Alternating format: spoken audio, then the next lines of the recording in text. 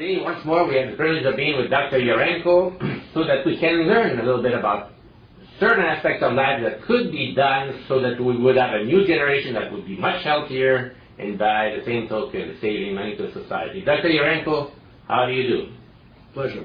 Tell me, lately it seems like we have an epidemic of Ritalin in schools. It seems to be giving pills to all the kids that are a little bit hyper or they have less lack of concentration. What's your opinion on that drug? Well, my opinion on that drug is not okay. I mean, some parents will say, oh, it helps my children, but what we found is behind it, and we, I mean by that is the Citizens Commission on Human Rights are talking about psychiatry, where they're pushing their antidepressants, and their technology or methods in which they do this is very archaic and not scientific.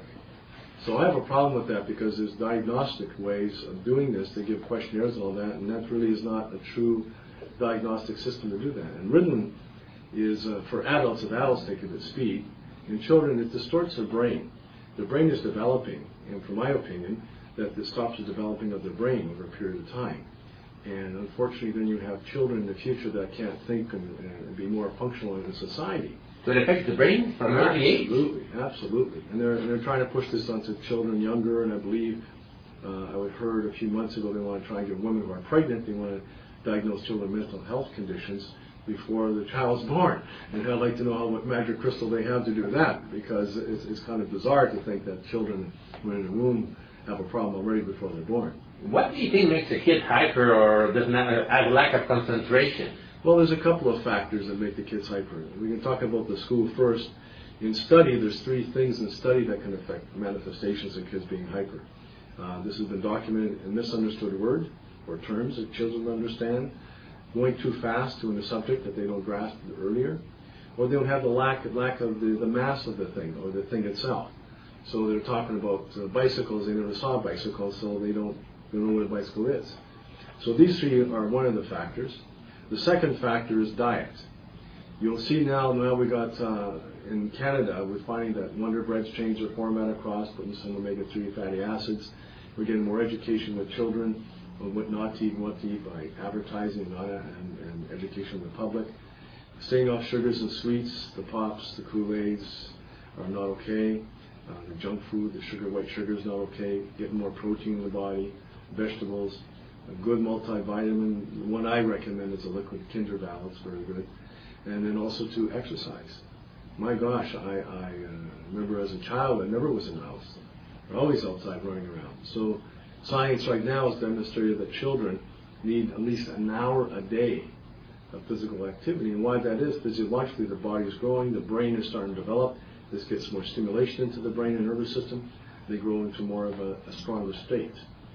Rest is also important, getting their sleep. Another thing we have found when some children get hyperactive, there's hidden toxins. There's sometimes molds, called black molds. There's food allergies that can cause this.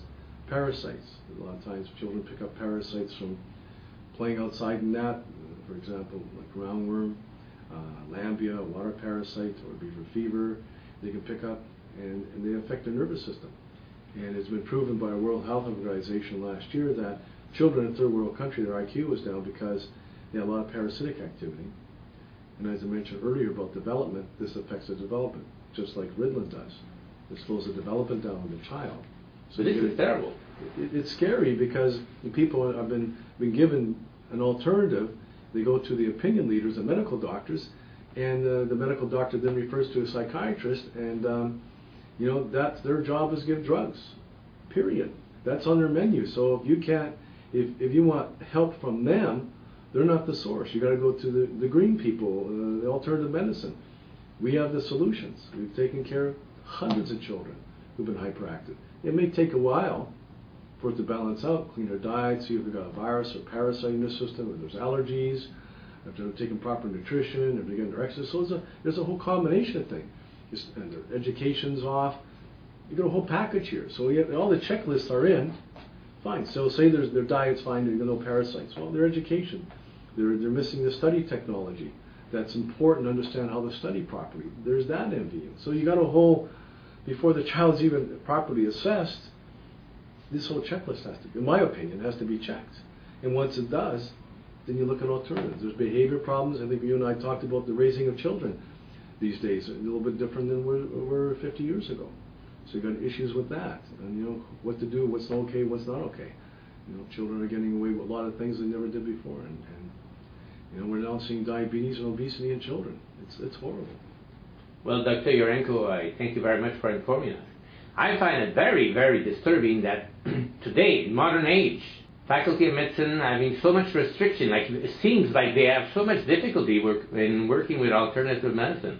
And can we blame the medical doctor? I wouldn't blame them as much as maybe pharmaceutical companies. Why? Because we go to university where they teach us things, and in a way they're being brainwashed with what all kinds of drugs can do to help you out, when indeed we should be focusing on prevention and alternative medicine, nutrition as an example, and exercise for Ritalin, and many other ways that could be helped with no drugs, and therefore, which I didn't know until today, the effect that this Ritalin can have on brains of our youth.